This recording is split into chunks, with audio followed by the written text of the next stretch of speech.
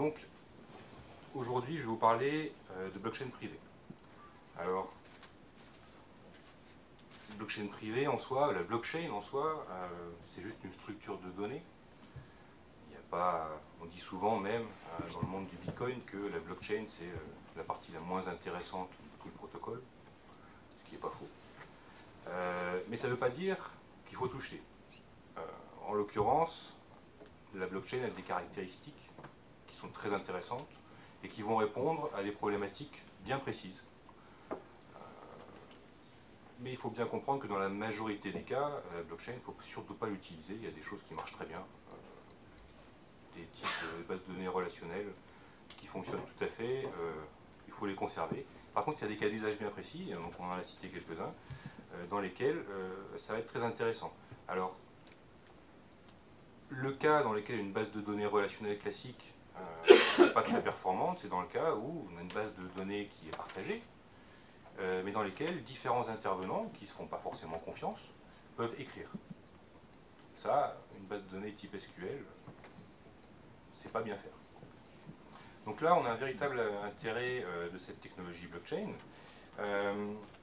Alors, vous avez tous vu ce schéma où on passe d'un système qui est centralisé à un système qui est décentralisé. Et ne serait-ce que ce changement d'architecture va faire émerger un certain nombre de propriétés qui seront très intéressantes. Donc, Thibaut, on a évoqué la plupart. Donc, si vous pouvez échanger directement un actif d'une entité A à une entité B, évidemment, vous avez tout ce qui est post-trade n'existe plus. Donc toutes les propriétés intéressantes émergent de cette caractéristique. Donc vous avez effectivement un temps de settlement ou de clearing qui est réduit à quasiment zéro. Vous avez évidemment une baisse des risques, ne serait-ce que parce que vous réduisez ce temps de settlement. Vous réduisez les intermédiaires. Si on prend par exemple une transaction SWIFT, un message SWIFT en l'occurrence, dans un système donc, qui est centralisé, si vous échangez des euros d'une banque française à une banque japonaise, vous devez, dans ce système centralisé, décrire l'intégralité du trajet que va suivre vos euros. Et c'est une contrainte qui est notamment réglementaire, puisque vous ne pouvez pas faire de transactions avec une société, une banque, avec laquelle vous n'avez pas fait de KYC, avec laquelle vous n'avez pas ouvert de compte, et en général, vous n'avez pas déposé de collatéral ou directement du capital. Donc, dans un message SWIFT, vous devez décrire l'intégralité du chemin. À chaque étape de ce chemin, vous avez les étapes de réconciliation. Donc à chaque fois, on réconcilie. Donc ça se fait assez facilement et automatiquement aujourd'hui. Mais comparé à un système où directement l'échange se fait entre deux entités, c'est évidemment beaucoup plus efficace. Alors, si on parle de ce changement d'architecture, évidemment, on a une simplification de tous les process de marché. Donc, ce qui est intéressant, c'est dans tous les cas d'usage aujourd'hui, vous avez une contrepartie centrale, vous avez des process qui sont très très lourds. Là, vous pouvez quasiment oublier tous ces process. Il faut refaire. En gros, vous avez deux solutions pour utiliser la blockchain. Soit vous repartez de zéro, donc, comme dans le cas de ce schéma, où vous utilisez la blockchain comme socle de votre infrastructure, et donc vous échangez les actifs directement, ou alors, plus ce qui est utilisé aujourd'hui dans le cadre du secteur financier, qui est un secteur très réglementé, dans le cadre d'une amélioration. Donc on va garder plus ou moins l'existant et on va rajouter un peu de blockchain par-dessus. Ça, j'y reviendrai à la fin. Donc les avantages de cette technologie, comme je vous ai dit, un peu en teaser, c'est pas forcément très intéressant, il y a quand même des avantages sympathiques, notamment le fait que cette base de données soit programmable. Donc ça, c'est des choses qu'on est en train d'étudier aujourd'hui, qui intéressent beaucoup de gens. Quand vous faites une transaction en Bitcoin, quand Alice envoie 10 Bitcoins à Bob, c'est pas juste une entrée dans une base de données, en fait c'est un véritable programme qui tourne. Alors, quand on parle de programme, évidemment, ça veut dire qu'on va pouvoir programmer n'importe quel type de comportement. Alors dans Bitcoin c'est très limité, mais si on parle d'une blockchain privée dans laquelle on fait plus ou moins ce qu'on veut, on va pouvoir directement intégrer dans cette transaction un certain nombre de comportements. Donc, par exemple, on va pouvoir directement mettre des règles. Alors, des règles, ça peut être des règles de risque, des règles de compliance. Voilà. Donc, par exemple, je n'ai pas le droit de traiter avec telle contrepartie. Je n'ai pas le droit de traiter plus de N millions d'euros sur tel actif. Donc ces règles, elles seront directement implémentées dans la blockchain. Dans ces programmes, vous avez aussi quelque chose de très intéressant qui est la cryptographie. Donc la sécurisation de vos transactions qui est directement intégrée. Et d'ailleurs, la blockchain, c'est un nouveau type de base de données. Et en l'occurrence, c'est un niveau d'abstraction au-delà de la base de données relationnelle classique. Justement à cause de ces propriétés qui sont le fait que ce soit programmable, le fait que la cryptographie soit directement intégrée. Alors, ces structures de données vont également avoir un certain nombre de propriétés, comme la traçabilité. Donc, je pense que vous aurez Richard de Stratum qui vous en parlera un peu plus précisément tout à l'heure. Donc, la sécurisation des échanges, l'auditabilité. Donc, ça, c'est des choses qui intéressent énormément, notamment les régulateurs, qui ont eu une approche plutôt négative au début, et qui maintenant se rendent compte que cette technologie pourrait les aider, bien au contraire, à réaliser leur mission. Alors, on a parlé aussi des limites de ces technologies. Évidemment, on est sur un système décentralisé. Donc, de base, par principe, un système décentralisé sera forcément moins efficace qu'un système centralisé. Donc on ne pourra pas faire de trading haute fréquence sur une base de données décentralisée, c'est une évidence. Mais je vous expliquerai un peu plus tard comment utiliser ces blockchains et comment aller au-delà de ces limitations qui sont physiques en l'occurrence. Alors oui, donc on a différents types de blockchains. Donc Thibaut a utilisé d'autres termes, moi je vais utiliser un peu les termes anglais. Donc vous connaissez tous les blockchains publiques, vous avez Bitcoin, qui est aujourd'hui la seule qui fonctionne de manière industrielle. Je vais vous donner quand même quelques idées, hein. C'est pas juste effectivement une blockchain pour les geeks, hein. C'est entre 200 et 250 000 transactions quotidiennes, plus de 300 millions de dollars échangés, donc c'est plus du double de ce qu'on a sur Western Union aujourd'hui. Ça marche 7 jours sur 7, 24 heures sur 24, depuis 7 ans et demi, donc c'est quand même une belle prouesse. Donc ça fonctionne. Par contre, évidemment, dans le cadre d'un usage réglementé, on a des gros problèmes.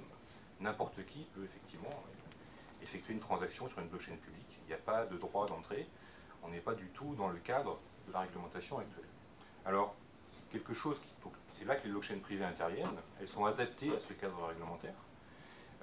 Et vous avez ce qu'on appelle les blockchains de consortium, donc c'est ce qu'on appelle les blockchains fédérées, ça, dans le langage que tu as utilisé. Ces blockchains de consortium, en gros, c'est comme le cas d'une bourse.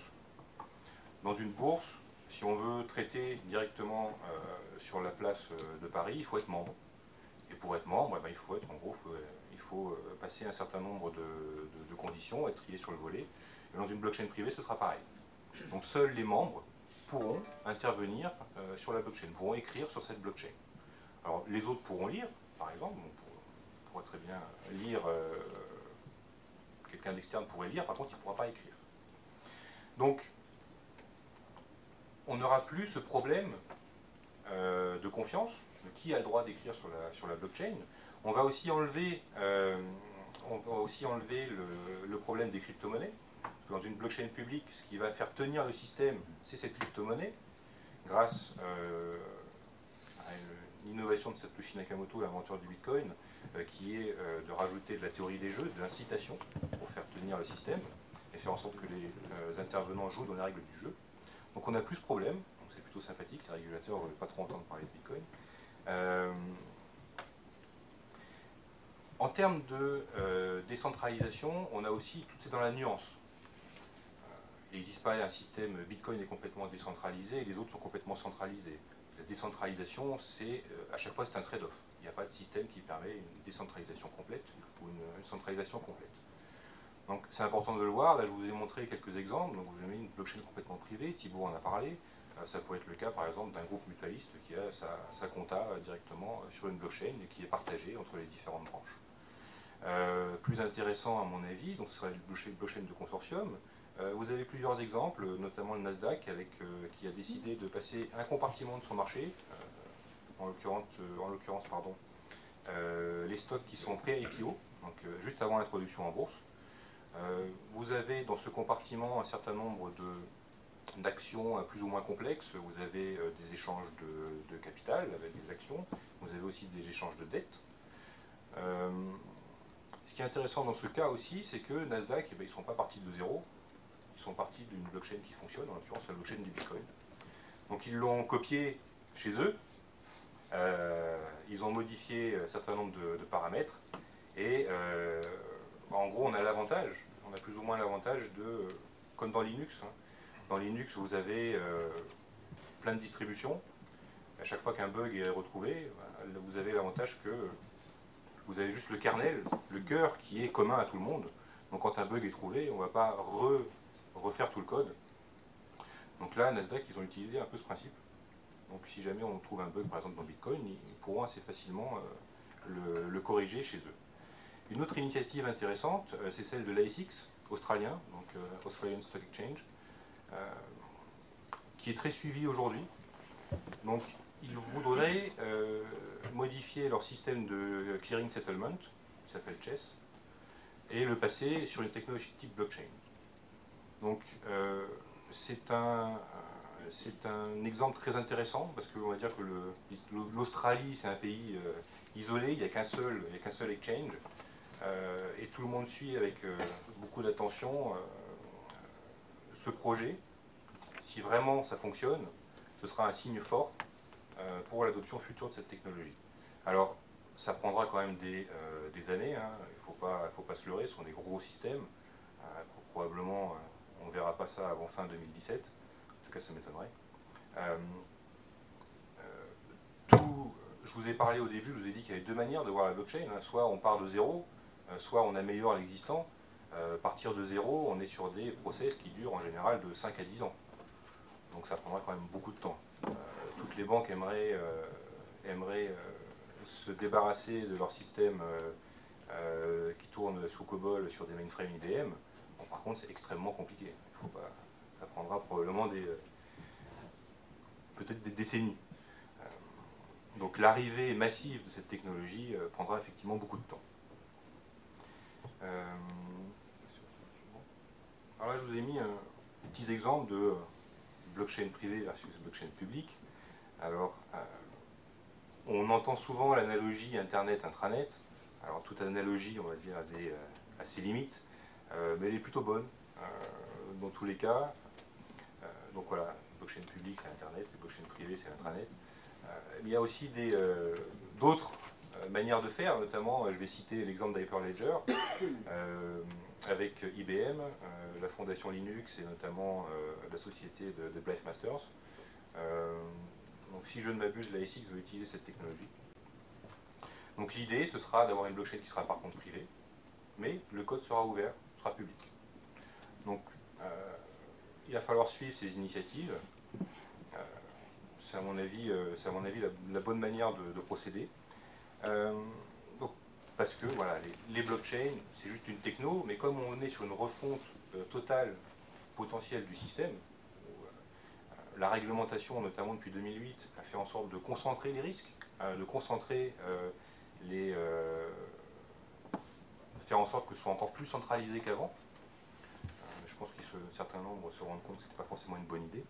C'est un peu la première chose qu'on apprend en finance, surtout éviter de concentrer les risques. Il y a plusieurs effets qui ont été assez négatifs, la concentration aussi des acteurs financiers.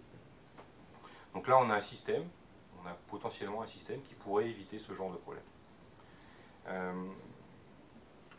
Alors, je vous avais dit comment utiliser la blockchain. Donc, on entend souvent, on va utiliser une blockchain et puis ça va tout remplacer. Non, alors la blockchain, ça a des caractéristiques intéressantes, mais ça a aussi des caractéristiques qu'on a citées, qui sont vraiment très restrictives.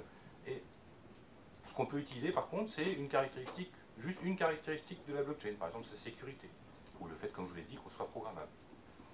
Si on parle de passer un exchange sur la blockchain, on va pouvoir faire les échanges intraday directement sur une base de données classique. On pourra faire de la haute fréquence si on veut. Et puis tous les soirs, on va pouvoir settler tous les titres et le faire sur la blockchain. Donc on n'utilise pas la blockchain partout, on l'utilise juste sur un secteur précis. Donc c'est comme ça qu'il faut réfléchir. Il y a des exemples, par exemple, vous avez une société qui s'appelle Factom, qui va faire de la notarisation d'une grosse quantité de documents. Donc évidemment, on ne pourra pas mettre ça sur une blockchain directement.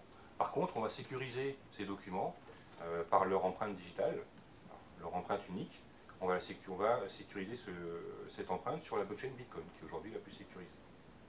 Voilà, donc il faut voir, la blockchain, c'est pas la solution à tous les problèmes. Par contre, on peut l'utiliser dans certains cas. Voilà, pour terminer, je ne sais pas si je suis bon au niveau technique. Donc là, je vous ai mis quelques cas d'usage qui sont étudiés aujourd'hui.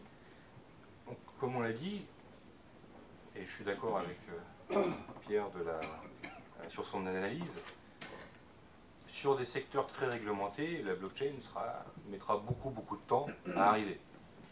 Sur le secteur des equities, sur le secteur des dérivés, qui sont aujourd'hui très réglementés, dans lesquels on a concentré effectivement dans les maisons, dans les clearinghouse, notamment tous les titres, ça va prendre beaucoup de temps si ça se fait un jour. Par contre, dans les secteurs où la réglementation est encore assez légère, dans les secteurs où les process sont encore très manuels, là il y a un véritable intérêt. Donc on parle souvent des prêts syndiqués notamment, qui mettent parfois plusieurs semaines à être settlés. On parle par exemple du trade finance, tout ce qui est commerce international. Il y a encore beaucoup de processus extrêmement manuels, beaucoup d'erreurs. On pourrait imaginer la blockchain comme permettant de rendre les paiements directement automatiques le jour où le colis est arrivé chez le client. Aujourd'hui, c'est encore voilà, on reçoit le papier, on reçoit des bill of lading, tout est manuel. Bon, ce sera effectivement aussi très compliqué, hein, puisque toute technologie décentralisée, si vous êtes le seul à l'utiliser, ça ne sert à rien. Et là, on parle du commerce international, donc plusieurs centaines de pays, donc ça prendra probablement, si ça se fait, des dizaines d'années. Par contre, si ça commence à partir, l'avantage concurrentiel qu'auront ceux qui utilisent cette technologie sera énorme, et à mon avis, l'adoption devrait se faire assez rapidement à partir de là. D'autres cas d'usage intéressants que je vous ai cités, donc je crois qu'on en a parlé, hein, c'est plutôt des cas qui seront menés par des consortiums. Donc on a deux solutions, hein, soit directement les intervenants, les banques vont pousser une technologie, et on va dire que la réglementation suivra, ou alors le régulateur va pousser à l'usage de cette technologie. Donc vous avez des exemples aujourd'hui dans le KYC. Vous avez des exemples, donc je vous en ai cité, hein, donc les prêts syndiqués, on en a parlé, qui seront a priori poussés par les intervenants. Alors les régulateurs ont l'air de vouloir eux aussi pousser ces technologies, comme je vous l'ai dit, ils ont un véritable intérêt à assurer leur mission grâce à ces technologies. Je vais peut-être m'enflammer un peu, mais dans le cadre de l'initiative de plage, j'espère qu'on pourra pousser aussi ces technos, on pourra pousser les différents intervenants du marché. Normalement, tout ce qui sera fait dans le cadre de l'initiative devrait être open source et donc disponible à tout le monde. Donc on espère que ça fonctionnera et qu'on pourra pousser quelque chose. Donc, je pense que pour la place de Paris, c'est intéressant. Voilà. Les différents... il y a aussi quelque chose d'intéressant, je crois qu'on avait parlé, c'était tout ce qui est corporate action. Corporate action, on pourrait très bien imaginer qu'on l'automatise, comme je vous l'ai dit, la base de données est programmable. On pourrait très bien programmer les dividendes, programmer un split, programmer une fusion-acquisition directement dans la blockchain. Et si on veut le retrouver, c'est facile.